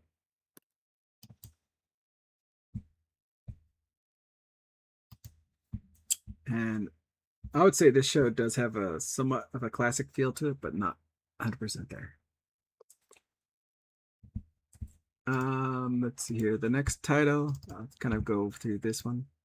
Hopefully I can go through this one fast. The Forsaken Saintess and her foodie road trip in another world. Where's the S's? There you are. There's the title card. Okay. It's about this girl who gets isekai'd. I think she was in the middle of camping when she gets isekai'd. And because of that, as she's not seen as this prim and proper person, and I believe she's also isekai'd with another person. They kind of gloss over this real fast. She's kind of outcast and thrown, like, you're not the one we need. It's this girl. So she is now living her life out in the open, but she ends up catching this gentleman in the river as she's fishing, and decides to help him out. But you learn that she has this overpowered ability to call like a camper which has like unlimited food, unlimited water, gets rid of waste, can become visible, is impenetrable. It's just way too much. And she decides to, I guess, help him and his party. So it seems like it's just going to be this maybe centered around food kind of anime versus the adventure and the hardships, and just people having a good old time. But it is one of the few titles on High Dive. I did get to watch this at AX, so that's all I really saw. I haven't watched the. I think I've saw episode 2, but nothing out beyond that yet. So I don't know if I'll keep on it with other titles that are coming out, but yeah, that's it for that one. We got this next title here, Victoria of Many Faces. That's me. Yeah, so this is based on a light novel / manga. I've been reading the manga, and the story is the main character named Victoria, who's actually Chloe. Chloe is a spy for this one kingdom. So it's set in medieval-ish, a little bit more modern, I guess. But it's a generic European-ish kind of world. But she was trained as a spy and is really, really good at her job. But then one day she finds out that her superiors have been lying to her all this time. And so she fakes her death and flees the country and goes over, I think, several countries and decides to start a new life um, as Victoria. And on practically her first day in this other country, she comes across a girl that has been abandoned, Nona, and she forms an attachment to her and decides at the last moment, as she's almost being taken away to the orphanage, that no, I'm going to take care of her, because in some ways she sees herself in this little girl. And during this time, she also becomes acquainted with the captain of the guards, a knight captain, I believe. Um, and so, you know, her life immediately becomes complicated because she was going to lay low and blend in, but now she knows someone very powerful. She's, has a child that she's going to take care of. I think Nona is like 5 or 6. So she's become a mother, and other things keep happening that she ends up using her spy skills, including martial arts, to solve the issues that come up. So, in the manga, there are other things that actually happen where she does use her spy skills, things like disguises, ways to tail people, um, decoding ciphers. So all that is interesting, and that she is a main character. I just felt that the adaptation, the anime, seems kind of mid. So, but it is based on a shoujo, I think, manga. I think it's classified as shoujo, maybe josei. But if you want something different, you can give it a try and see what you think about it. Because I'm still reading the manga 5 or 6 volumes in, I think, and still enjoying it. But yeah, the anime itself, I felt, didn't bring anything new to the table. So it's a busy season. Not to mention, I haven't watched several of the previous seasons anime, so it's a drop for me. All right. No, it hasn't marked here for some reason, Jose. So I don't know how Okay. accurate it is on this webpage, but it does seem to be. Although you said it's like a fantasy, right? it doesn't look like it has magic in this world, or does it? It does. Hold on, let me think about this. I think it does, but in a very subtle way. It's not like everyone can use magic or anything like that. I think they're magical devices, I seem to recall. And I think there are, magical beasts like monsters at one point. So, but Hmm. for the most part, I don't think it's magic heavy. If there is, I might be misremembering, but Okay. All right. Thank you. Next up, we got this show. I've only seen one episode, so I'll let you guys take it from here. This show has such an interesting design. Mm-hmm. What is it? How do you say that? Is it Tenmaku no Jaduar? I guess Jadugar is Mongolian, and I don't know the first thing about that language, so your guess is as good as mine. Mhm. So, anyone want to head up this? Um, sure. Is it just you and me are the only ones that saw it? Or oh no, Albert's watched it too. just the first Um, episode, because I saw some things that made it look interesting, and it certainly is very interesting. But I think it mhm. goes off completely, different from where it starts, because clearly they end up in Mongolia at some point. Yes, I've watched 4 episodes so far, and I am definitely hooked. This takes place in the 1300s, right? And there's a young girl who is purchased by a wealthy family and goes to live in their household as a slave. We're not really sure on her origins or how she made it to the town or anything, but while she's under the quote unquote care of the madam of the house, she learns to read.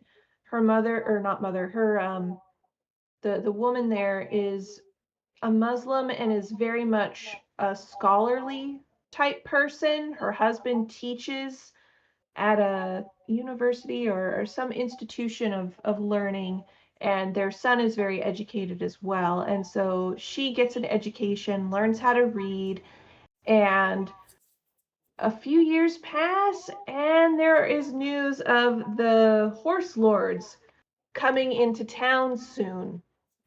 And so the family prepares for a siege. And I didn't really catch this. Maybe you guys could clarify it, but Sitara and her mistress stay hidden at the house while the the husband, son, and a bunch of the servants head for the hills. And I didn't really understand why they split the family up like that. Did you guys know? I only watched the first episode, so I think the first episode ends with the note. I don't think it's her husband; it's her uncle, right? Or I mean, it's her brother-in-law. 'Cause she was in mourning. Oh, you're right. You're right. You're right. Yes, yes, you're right. Right. So anyway, the uncle comes in and says, our militia was just defeated.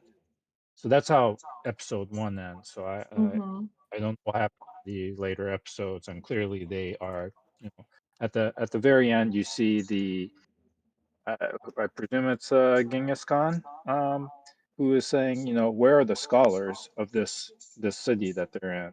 Right? Because they're outside, and he clearly wants the scholars or knowledge, um, and so I presume later on they are taken in and transported back to Mongolia. But yeah, I only watched the first episode, and I'm eager to watch more. But you can tell me more. Okay, okay. I will keep the spoilers to the bare minimum then.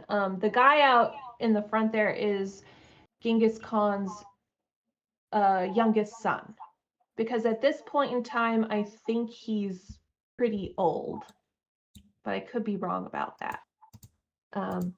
So yeah, one thing leads to another, and Sitara finds herself on the way to Mongolia. I just love the representation of these different, really disparate cultures, because Sitara came from, we're not really sure, and so she is learning to adapt to the culture of the people in the house there, and now she's got a new set of captors and has to adjust to their culture as well. And it really makes it incredible to realize how far flung the Mongols were from Mongolia. Is that they're running around? This is the freaking Middle East. So they they were definitely extended from their homeland. So I do recommend it. The art style's very, very different. I read in an interview by the manga artist that the reason she chose this style was that she felt that in illuminated books and whatnot, the people didn't really look like people. Their proportions were all different and strange, and so she went with that as a theme for her artwork. I thought that was kind of interesting. I've been having fun with learning about. I mean, the different. It's like you said, it's set in a different place in Japan. So learning about their different cultures and the different things, like how the boy's always yelling at her, "Cover your head. You're supposed to cover it." And I'm like, "Wait, what?" Mm-hmm. Okay, because I'm not. I don't understand that really myself. But it's really fun to see how different these others are, and how they seriously some of them take their culture.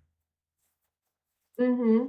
Yeah, and it's a little subtle too because her mistress, you'll notice her fingertips are dyed. And there were a couple other shots of other women in that town that had the same dyeing on their fingers. I don't know if it's henna or if it signifies anything or if it was just a beauty thing of that time and place. So it's got a lot of little things like that too that just are happening in the background, and that really sells the narrative and the story, is that this is a different time and place than what we're used to.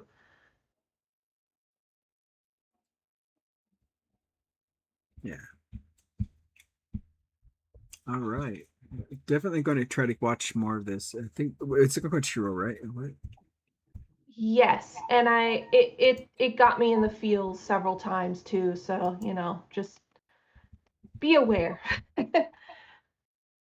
All right. Next up is a title I don't think uh, no one knows about. Maybe they don't know it's a series, but it's The Ghost in the Shell. Is all of it out already? No, it's a weekly release on Is Prime. it- Oh, you've got 12 episodes there, and I thought, is it all? No, that number just indicates I'm going to watch it all. Oh, But I okay, can't. okay. I was on my smartphone and I couldn't color in. So yeah, this is another adaptation of Kokokidotai, the Ghost in the Shell franchise. But this is by Science Saru, the studio founded by oh God, the name totally slipped my mind. But anyway, Science Saru has been doing very interesting things of late, and they decide to adapt the original manga by Shiro Masamune. So this is not Oshie's Ghost in the Shell movies or the previous adaptations of Ghost in the Shell TV series. This is going back to the original roots of the manga. So in the manga, Motoko, the major, is a very, very different person. Unfortunately, all the voices, I believe all the voices are the original cast came back to voice, but uh, Maya Sakamoto, who is the voice of the major, has said, it's a very interesting tape because it's a completely different person. So she's had to, you know, kind of put everything that she's done before away and engage in a different way with this version of the major. So this version of the major is not as stoic or melancholic or depressed as the major that we've known in the past. And it looks like they are adapting the Puppet Master arc. The animation is phenomenal, I think. It is very true to the manga. There are crazy, silly bits like, the Tachikomas have a grinning face occasionally. That's just an expression. It's just like, when someone, a shonen becomes encased in fire, he's not actually on fire, right? So the Tachikomas have facial expressions to indicate their mental state, their AI state, I guess. Um,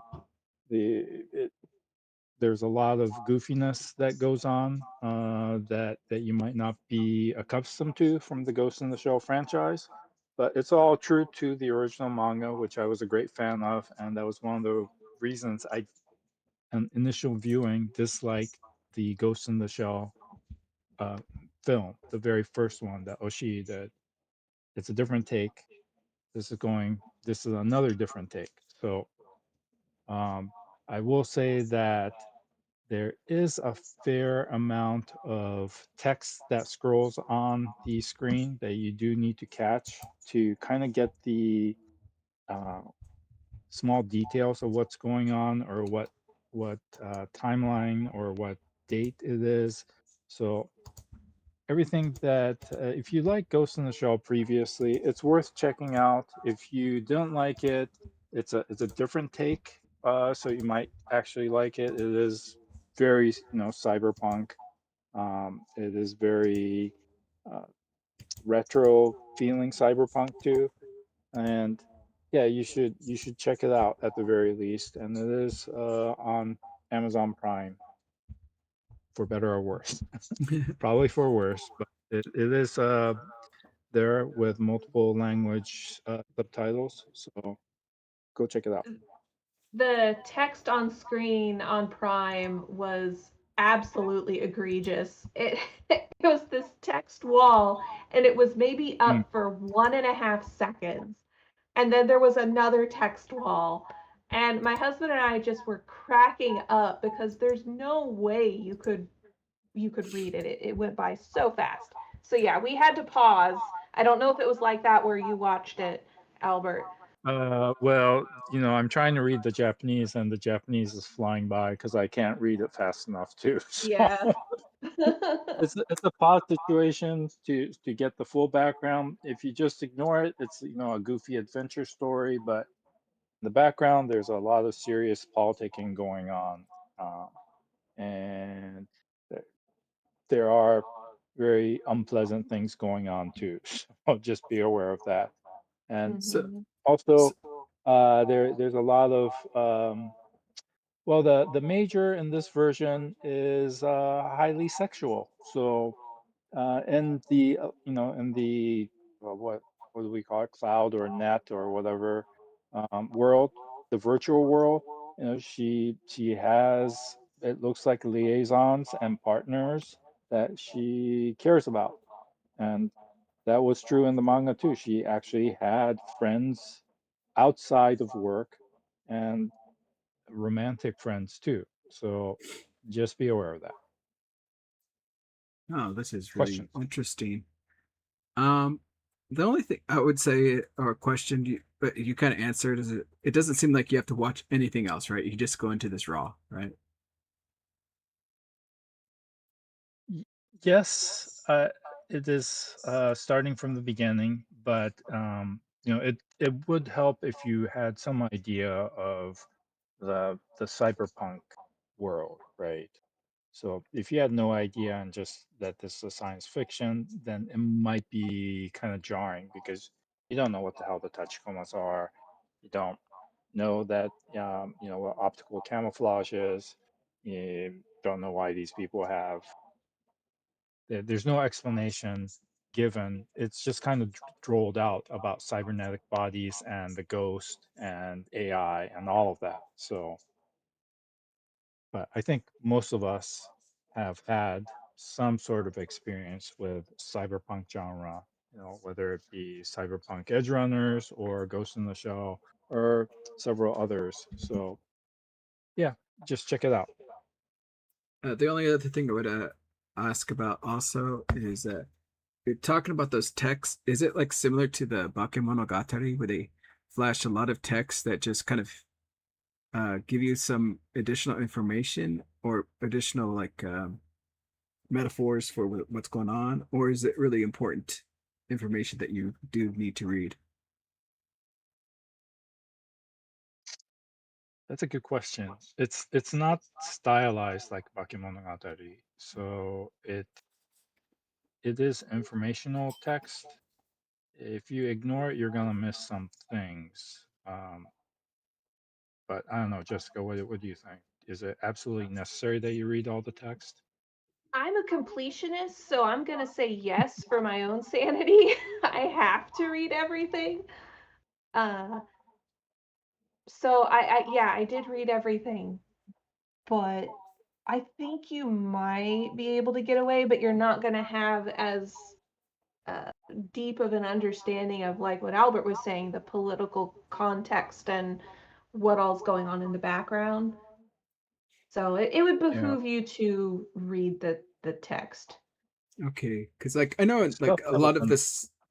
I was just gonna say because like in Bakemonogatari, a lot of the times, a lot of the scenes would just say black or danger or certain thing, subtle things, but also sometimes it would give you really important information like some extra context on what was going on. So that's what I was kind of thinking about when I heard you say the flashing screens and information. No, it's just purely expositional stuff. It's not artistic in the way that Bakemonogatari is. All right. I'm definitely going to have to figure out how to watch that. I just hate Prime. Oh, me too, dude. Me too. It is the worst. Like there's another. I like that. There's this other season 2 of the Swordsman, or the back whatever Swordsman that I kind of want to watch again too, but it's on Prime as well. uh, okay, next up and is this is a beautiful show. Oh my god, the world is dancing. I say the world, but it's just world is dancing. I say the world too. Oh my god. I did not know what to expect from this show.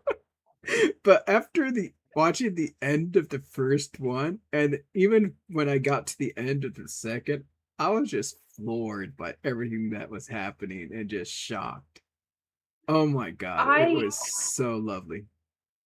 So for me, dancing isn't an art form that I really know much about or that I've ever connected to. So when I say that in episode 2, I got goosebumps watching one of the characters dance, that should be all you need to know to try this out. It is that good.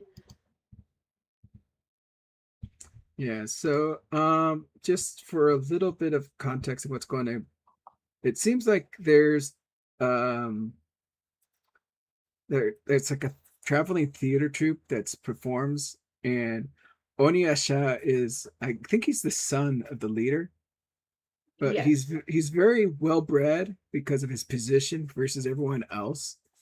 And but I think because of it, he's very like aloof at the beginning. He has no direction. He's just there. And because of this, he has no drive. Even though everyone's pushing him, we're this is our life, this is how things are. He just can't connect to it. And I believe the show is just going to be all about him learning what is dancing, what it means to him, and how it can affect others. And that's just really fun.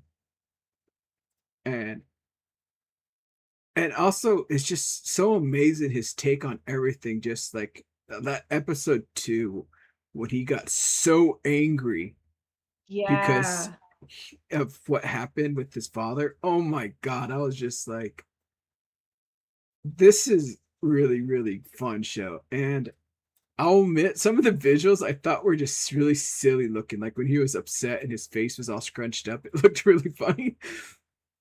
But the way they're telling the story is just amazing, and I would recommend this to anyone. Like it almost made me want to think of the vibes of this other show that came out, which was the what was it? The samurai. I can't remember. The Oh my Elusive god, Samurai? the elusive samurai. I thought it was gonna be like along those lines, but this is totally different Mm-mm. because of the visuals. It made me think of that show, but it is pretty amazing. I'm with you. I don't understand dancing. I can't dance myself. I have like what Nope. the lead feet, clock, clock, clock. I don't know what I I'm got 2 doing. left feet. Yep. Yeah. The only thing I've ever really participated is in an amash where you just jump up and down. That's all. That's my dancing experience. So seeing this, especially at the end of episode 2, was just crazy amazing, and it has some very interesting styles, because you see the style through the visual keys that they show, but in some areas it's so different to express what's going on, and it's amazing.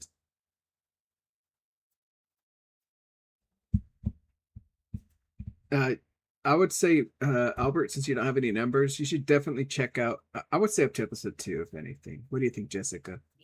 Yeah, yeah. I think if by episode 2 you're not convinced, then there's really nothing that the show's going to do in episode 3 that's any different from the first 2 episodes, but I think you will like it.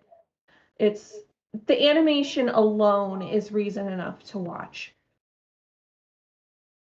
I'll check it out.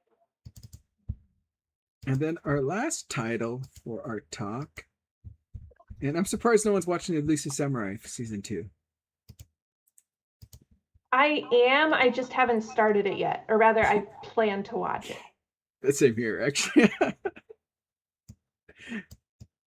Okay, next is Yoko Senki 2, Tanya the Evil.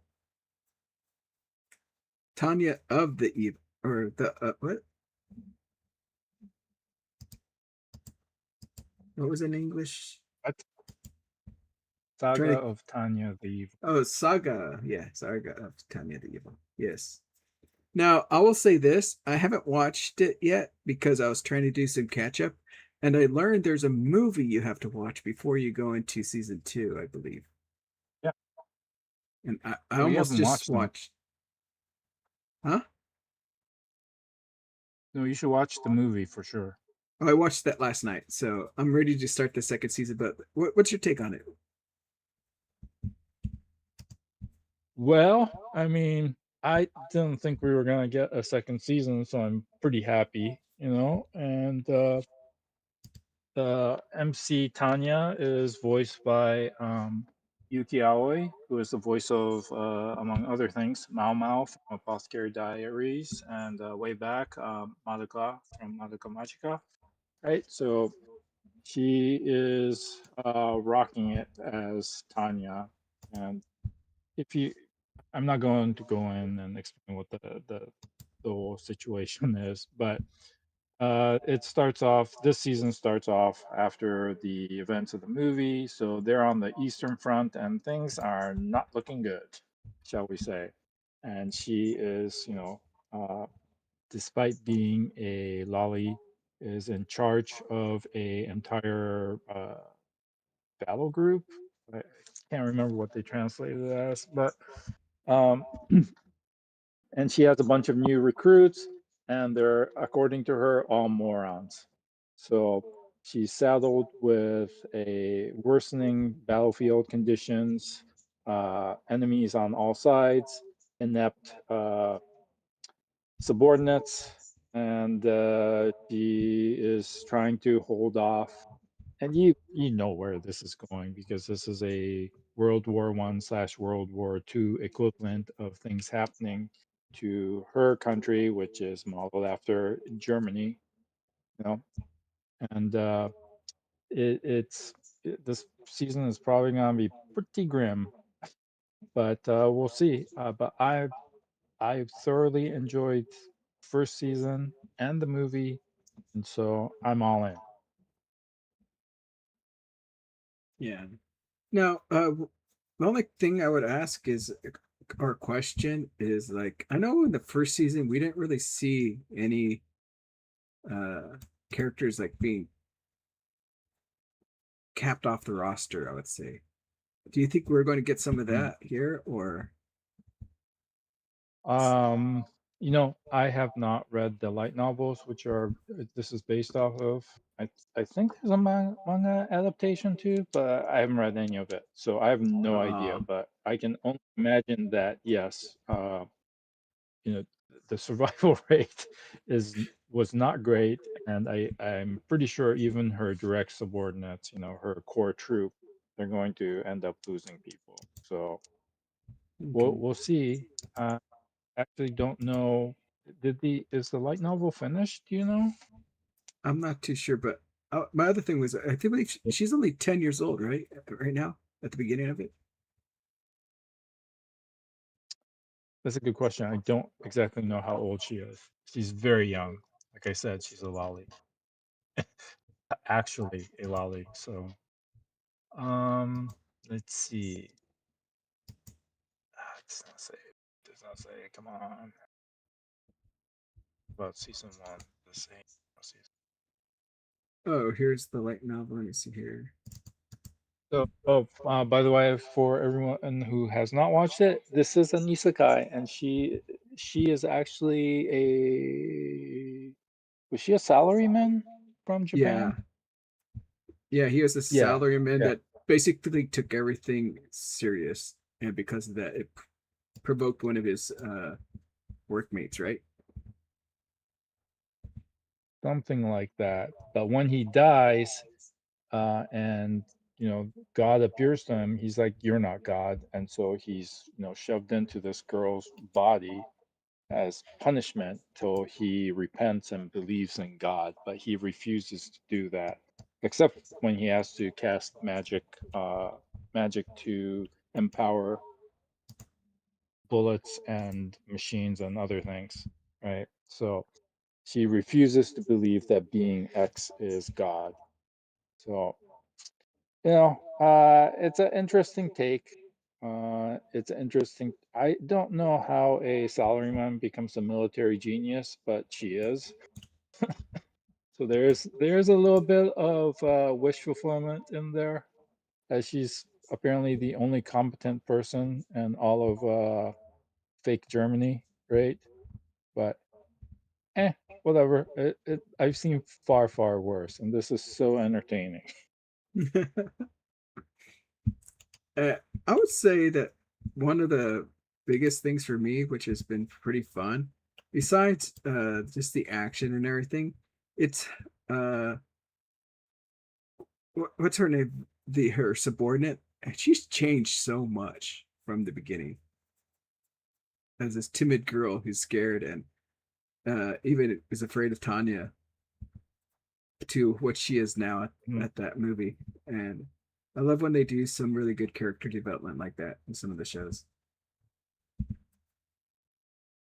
But yeah, I'm excited.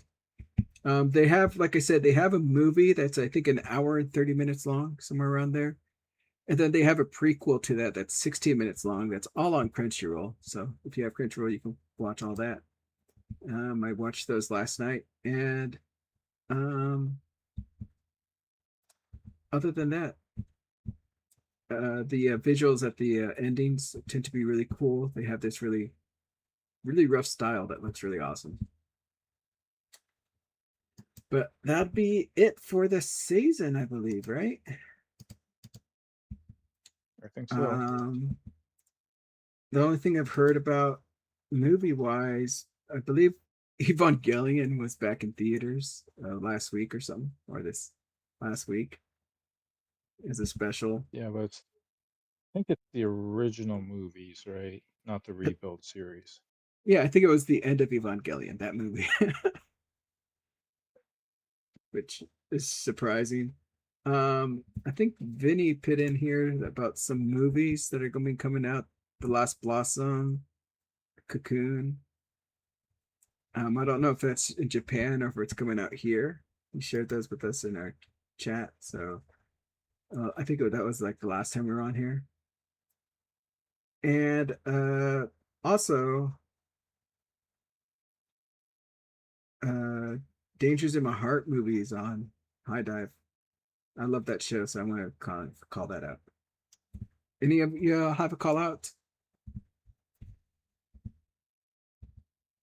So I think on Netflix, The Ribbon Hero is supposed to drop in next month. I think it says Oh. August 8th. Oh, okay. Yeah, so that's something you might want to check out. Okay. And it looks like Soundophonium is another movie coming out, according to the website. But yeah, we'll see how things go.